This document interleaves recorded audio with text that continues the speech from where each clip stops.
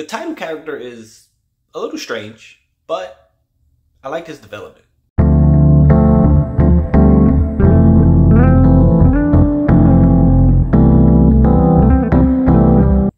Hello, welcome to Just My Thoughts. I'm your host, Khaleel. On this episode, I'll be talking about a Netflix anime called Akuma Kun. It's 12 episodes. They're like 25 minutes each. The title of each episode lets you know what it's going to be about. So the first episode is demons. There's a greed, envy, father. It's a really good one. And the last one, I believe, is sacrifices, which is really good. Akuma Kun, he was born a human, but he was taken in by the previous Akuma Kun. So he has like these special abilities.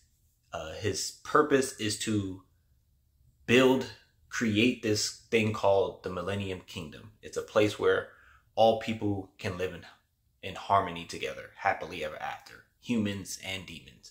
He doesn't really get along with his father.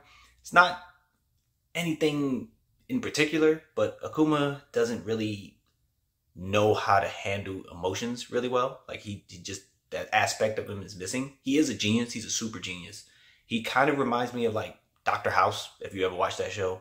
Like he's really, really smart, but he doesn't really vibe with everybody the right way.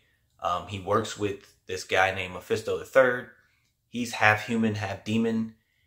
They're like cousins. And, you know, he's there to give Akuma that human element, to have someone to talk to and, you know, deal with things. But he's like a demon detective. You know, he has like this agency and people come and they hire him. Mephisto always wants to take a case because they need money for rent. And Akuma, sometimes he's not interested. And that's again, like a House thing where House is not interested in the case and then they present something else and he's like, that's interesting. That's intriguing. I want to take it on. So they take on cases each episode. I thought it was just going to be like one main thing they were doing, but it turns out every episode it's like a different case with different people and, you know, figuring things out. And Akuma, again, he's not a big fighter. He analyzes the situation. He's always reading books and, you know, putting things together. And then by the end of the episode, he's like, yeah, I figured it out. And, you know, he breaks it down to us about how he figured things out. And throughout the episodes, we see him change a little bit. He starts growing emotionally, you know, towards people. Like in the first episode, he's so cold towards everyone. He's making demands to people. He's not very polite. And by the end of the season, he's shedding a tear for someone. And it's just like, oh, he does care. He's starting to understand. He's growing as a person, as an individual, and understanding human society and, you know, just, I don't want to say fall in love with them, but he has a better understanding and a better grip of them.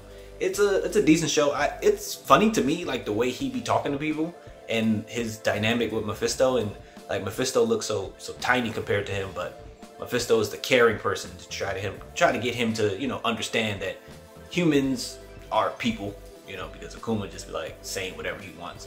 But I enjoyed it. I enjoyed the dynamic. There's some other demons that show up that help him. We get a couple of glimpses at Satan, and Satan seems to be the real deal. There's this other demon who, throughout the episodes, you can tell there's going to be a showdown with him and Akuma. He keeps, you know, baiting him and tempting him with stuff.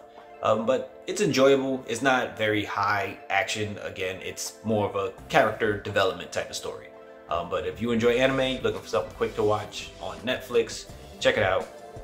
Those are just my thoughts. If you watched the show, let me know what you thought about it. Thanks for watching.